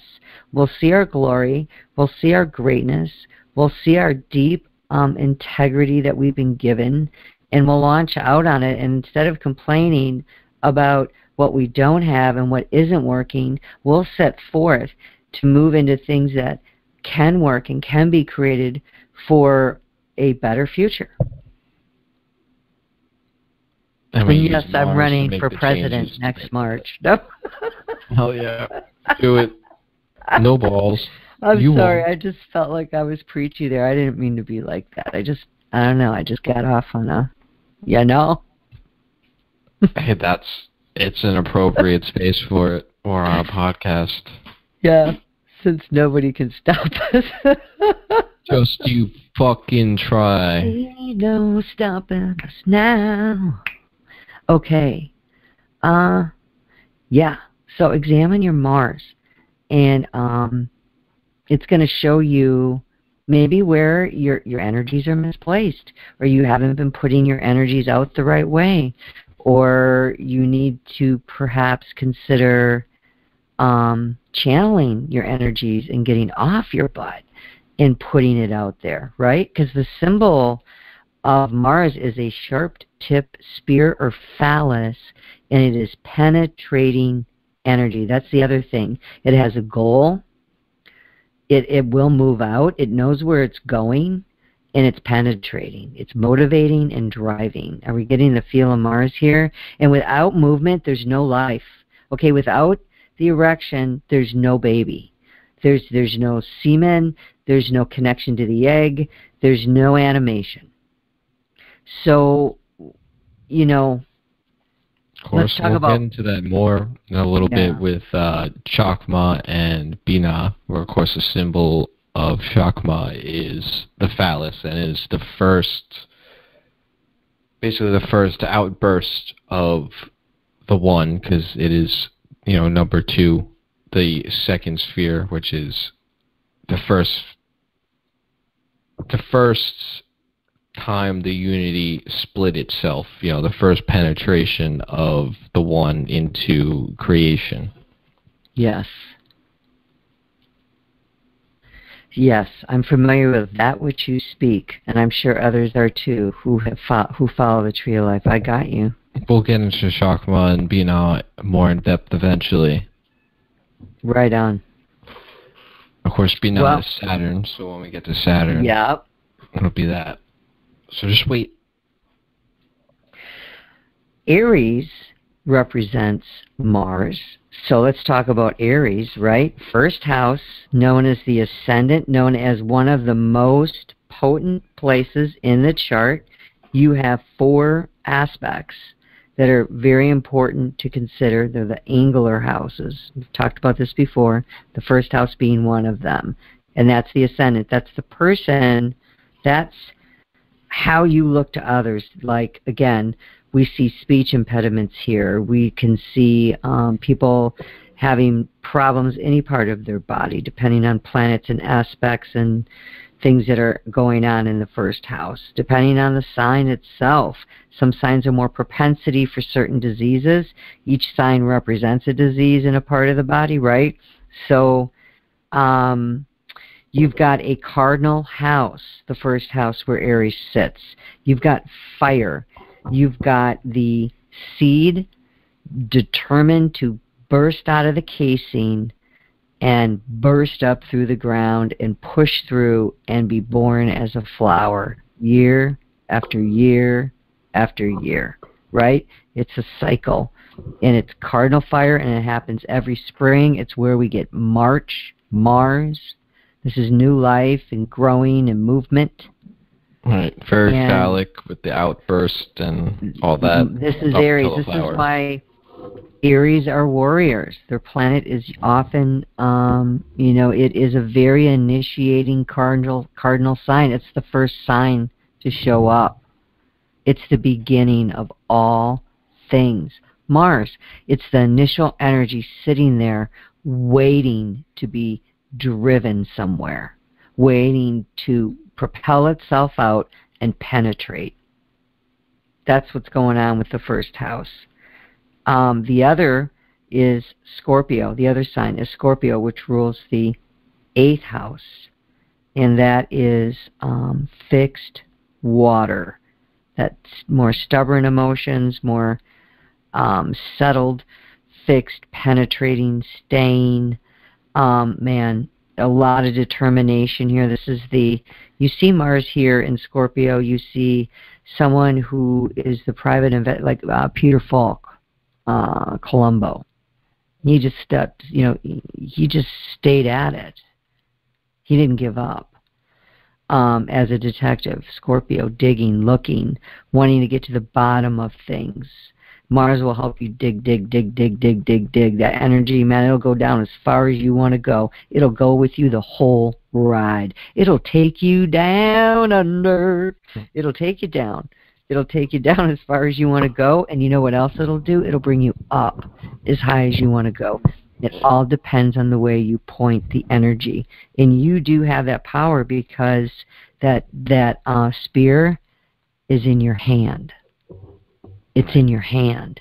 It's not, coming out of you somewhere where you can't control it and you don't have any type of direction for it. You can choose where you're going to penetrate your energy and where you're going to put it. You know what I'm saying? There's something to be said about that. It's not, out of control here. And Scorpio is very physical, right? Because it's fixed water. Fixed is the salt, the physical. The feminine. Water is also feminine in the physical part, as opposed to the masculine, which is the non-physical. Right, and you can walk on water. Right. So Aries is the the inspiration, the willpower, and with Scorpio being the physical part, it's It's basically the physicality, the object, and the will to move the object. Right on. So Mars represents male friends and the brother, not the husband. That's Jupiter in a chart. And not father, that's the sun.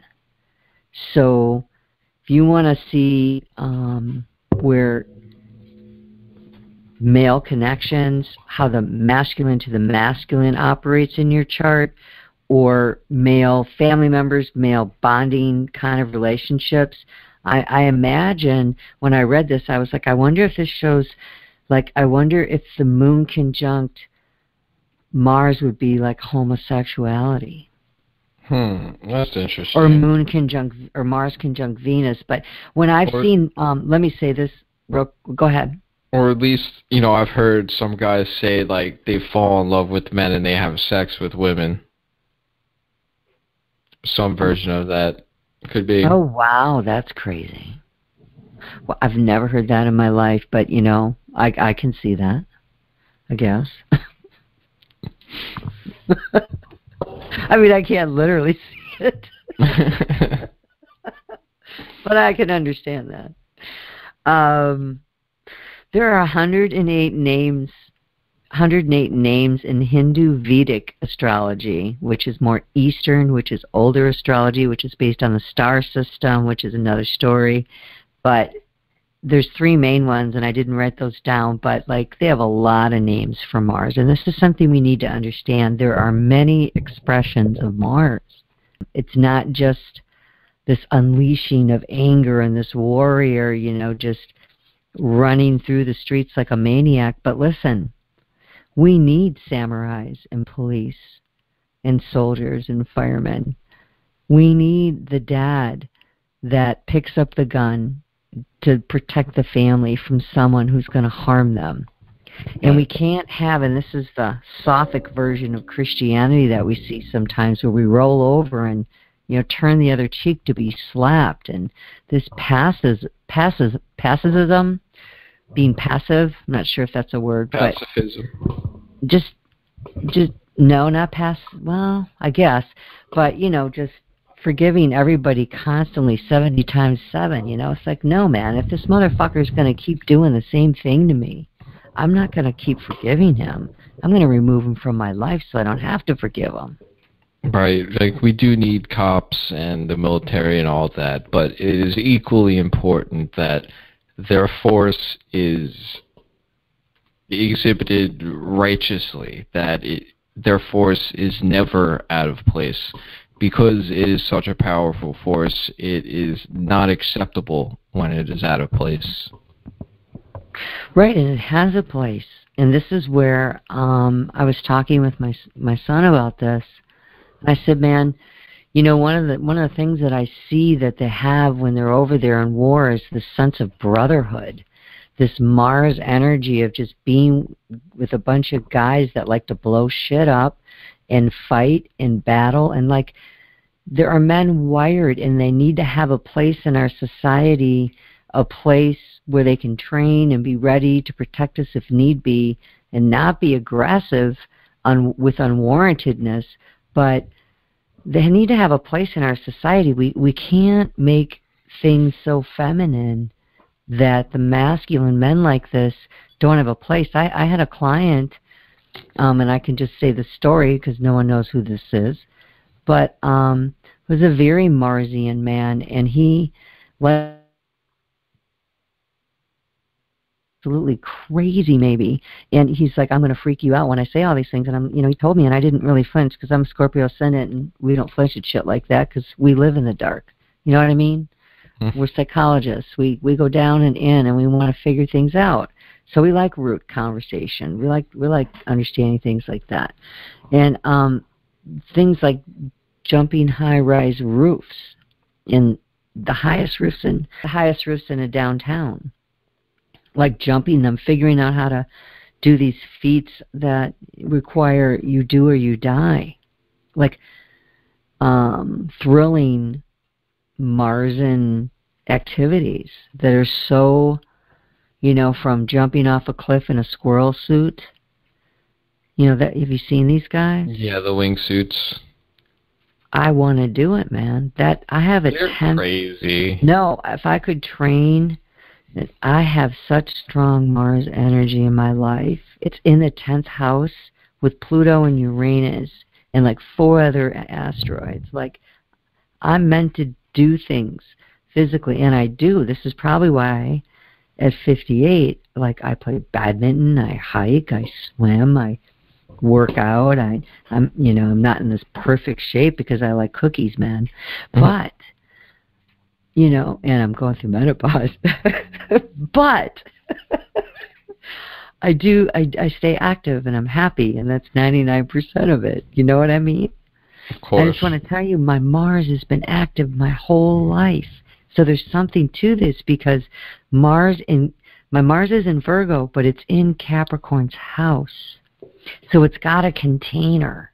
You see what I'm saying? And Mars is going to Capricorn's going to call the shots on my Mars with Virgo. 2 earth energies. One's mutable and one's cardinal. So it's like when Capricorn and Mars get together, it's exalted. This is the best place. Mars in Capricorn or Mars in Capricorn's house is the best place for Mars to be. It's exalted there because it looks at, you know, the longer term goals. It's the going up the mountain, right? It's this cardinal earth energy. It works towards them one step at a time here. And Mars in this sign isn't impulsive or conflictual at all. Like you were talking about, Venus is subdued. That's exactly right. You know, there's no conflict going on here in Capricorn. Capricorn's a very serious sign because of Saturn, right? So Saturn's ruling Mars here, so to speak. So again, that container or structure comes into play for Mars. This is why it's exalted in Capricorn. And we also have the house of government in the 10th house, the house of military professionals. I don't know if you knew that, but that is the 10th house, government. So if you have a sun in the 10th house and your Aries, like I know people who have their sun in the 10th house in their Aries, they've been in the military. I mean, it's like hands down, I would bet you've been in the military if you have or an Mars Aries, first house. something like that, or Mars 6th house, where it's daily in your life. If Mars is on your midheaven, you could be a very aggressive. This is where we can see violence. Too much sun, too much energy with the sun backing Mars. Nuclear war. You're seeing that there. With my Mars in Virgo, I get this purist kind of thing going on where it's just got to be perfect. You should see me when I edit videos, man. Like, it's painful. I've got so much energy to sit at it for hours. It'd be like, my husband would be like, dude, man, you've been editing that video for 4 fucking hours. I'm like, I know, but it has to be perfect. And he looks at me and he's like, okay, Kate. Because he leaves me alone because he knows I get off on it. Like, it's part of my forte. It's part of what I do well. See? I use it for my creativity, and I don't have problems in my videos, man, for the most part. Now watch me get totally screw up on this one. This one's going to take you 6 hours. And eat my words, because I have messed up many times, and I don't want to sound like I don't. But as Virgo, we want things perfect. Now, see, we have to be careful so we don't transpose that Virgo energy onto other people and expect them to be like us, which is where my struggle has been. Like, why can't you just be like me? Like, just get up. Like, let's go. Like, just so be what? Perfect. I'm the kind of, like Mars is like, it's midnight and you want to go swim under the moon. You see what I'm saying? Like, that's me. Like, I'll just go do it. Like, I don't care what time it is. Like, I want to do it. So it's impulsive and it's impetuous. It doesn't give a It is. And I've got Uranus on my midheaven, so that doesn't help matters. That's not like swimming in a pool at nighttime. That's like the Marianas Trench at nighttime. Oh yeah, I don't swim. I don't like pools. They're full of chemicals, man.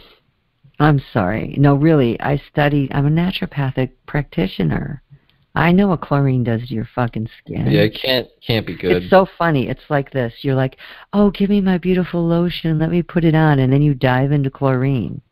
Like, you don't think that's going into your skin? I mean, the sunblock's not good either. Okay, we'll move on here. So, the tarot, we'll close up here. Within the major arcana is the Tower. Dun, dun, dun, dun. I love the Tower card. When you see the Tower card, man, shit has happened. Has happened. Post. Not gonna happen. Not maybe. It's happened. The lightning has already struck you. Number 16, which, what does that do? Which surprised me. Like, why didn't this go to 5? I couldn't wrap my head around it. So I'm going to read this, and I would love your insights. So we know it's 16. Incidentally, the card before was the Devil, and if you would have unchanged yourself from such lower desires, you might not have had the Tower moment. Something to think about. 16 is 7. We always reduce in tarot, if you follow it, like, I don't know, traditionally, to a common denominator. So that's 7, and 7s in the tarot represents forces that must be dealt with. They're beyond our control. So the number signifies the spiritual life as well, looking within because of what's happened, you know, wisdom, the larger meaning of a situation. You're finally willing to go look at that. It's a time for calling upon your resources and to overcome all present challenges. 7's the crown chakra, which is the chakra of knowing, unity in the infinite. So the element of this card is fire. This is where Mars comes in. Commonly associated with the qualities of energy, assertiveness, passion, and creation. Well, the Tower is the card of Mars. Mars is directly attributed to the Tower. This is correct. Yes. It is. You're absolutely right. It's move or be destroyed here. The old's got to be removed to make room for the new. You know, it can indicate, you go deep into this, that because it was a Tower moment, because it was an outside event, like this isn't something necessarily you did. Because when we have the Tower and the tall structure of the Tower, and then you have the lightning represents divine intervention, and it's a wake-up. And it's, you know, it's fire. It can be creative, and it can be destructive. So it's not necessarily negative that your Tower is on fire. See? Mars isn't necessarily negative. GEBURAH, is that how you say it? Yeah. GEBURAH is not necessarily negative now, is it? And this is that whole thing you were talking about. In some cards, the Tower is the prison. Interesting. Now, it's a prison being destroyed. And it's, when this card comes up, it's always the destruction before the construction. People never like the situation that this card is indicating. You know, they're never happy in the moment, but it's always something that needs to happen that will lead to something better later on down the road. It's the surgery you don't want to get and take time off from work to do, but you'll be better if you let it happen. No pain, no gain. This is where these things start coming into our collective culture, like where we start hearing these things. This is where all this stuff comes from, stories like this. And when the lightning bolt comes in, it knocks off the crown there that's sitting on top of the Tower, and it represents false perception. Getting rid of the entire crown, like the chakra is bursted wide open, bringing in new light. And it's, you got to let all the old energy out, so to speak. And it's destroying old philosophies, growth, movement, evolution. Represents the first house, of course, Aries, cardinal fire. You've got this new beginning, wanting to burst forth and wanting to come. And I don't know if you've ever heard of Ellen Goldberg from the School of Oracles. No. But I'd like to read and honor her. She's a phenomenal teacher. I don't know much about her school, but if I wasn't having so many other things I wanted to do, I might consider it. But she said this about the Tower. Man and women are repeated individuals in the deck. In the last card, the Devil, number 15, they were naked and enslaved to their instincts. In the Tower, they are clothed, and it is said they are enslaved to their intellect. Think Tower of Babel. For the Hebrew letter that goes with this card is Peh, P-E-H. Peh represents the mouth as the organ of speech. Words can cover our emotions, thus preventing real truths to be felt. The saying, the truth came in a flash, or we see the bolt of truth. Also, if one isolates themselves, you can turn yourself into a tower. Towers are said to attract lightning. So think about that, right? I don't think we're meant to stay isolated, like no man is an island kind of thing there. They attract lightning, you know, think about it. Right. In the Thoth deck, the fire isn't coming from the sky. You have the Eye of Shiva in the sky, but the fire is coming from Peh, the mouth in the ground that's opening up, and, you know, fire is coming out of it. It's like the fire of the earth coming up and swallowing the tower, ignited by the Eye of Shiva. Uh-huh. And it's also interesting that, you know, Peh being mouth, you know, mouth igniting the fire, it makes me think of, you know, saying shit that gets you into trouble, that causes the tower to burn. Mm-hmm. Yeah, it can be any form, right? It can come in any kind of symbolism in your life. You're right. It may not even be an action. It could be a literal fire, too. But specifically because Peh is mouth, speaking, yes, you know, destruction. Right. It's what I read here is it's exciting intelligence. The Mars force, you've heard the Mars force maybe, that's equivalent to the idea of the Eastern Kundalini. Yeah. So, revelation, change, sudden and exciting. On a lower polarity, this can be imprisonment. So it's interesting that you said prison is shown on some of the cards. Getting knocked from a current position to something lower, unexpected changes. So the symbolism of the falling and female is that there is nothing we can do. The time for that was before this event took place. The male masculine falling in red, the female was in blue, excuse me, the male is in red, represents conscious thoughts and actions. The female and the feminine is, again, unconscious thoughts and actions. So you have the conscious and the unconscious acting here. And there's a conflict. Thus, they're falling. The conscious and the unconscious. That's why the path that the tower is attributed to on the Tree of Life connects Hod and Netzach, Mercury and Venus. Well, that would make sense because Mercury's using, if he uses it in, if it's androgynous, Mercury uses it in its higher intellect. And if Venus is operating on her higher polarity, that can be a thing of beauty. But it wasn't, and that's why they're falling out of the tower. It's aggression here. You know, this is not a small feat. They are utterly needing to burn away the dross. Anything impure in what they were communicating, not getting along, or whatever was happening there, it's a wake-up call for them, a reality check. So the Yads falling represent the 10th letter of the Hebrew alphabet, and Yads symbolize the actual presence of the divine. So, excuse me, this card is divine intervention. Again, it's something happening from the universe. Now, you could have maybe caused some of the movement of it to occur, right? The momentum of it. But it's not necessarily something your hands directly did. It's more a lesson.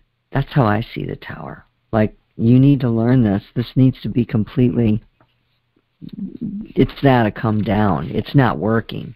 Try something new.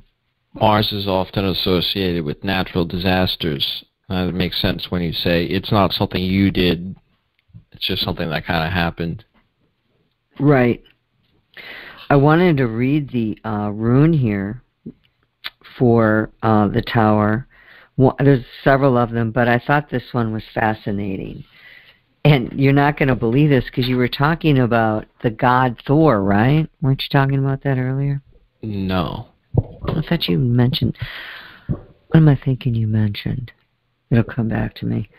Well, one of the runes for the tower stands for the god Thor, giant, or resistance. And it's called Thorizas. It says directed force, true will, magical powers, eroticism, especially male sexuality, temptation, chaos, and enthusiasm.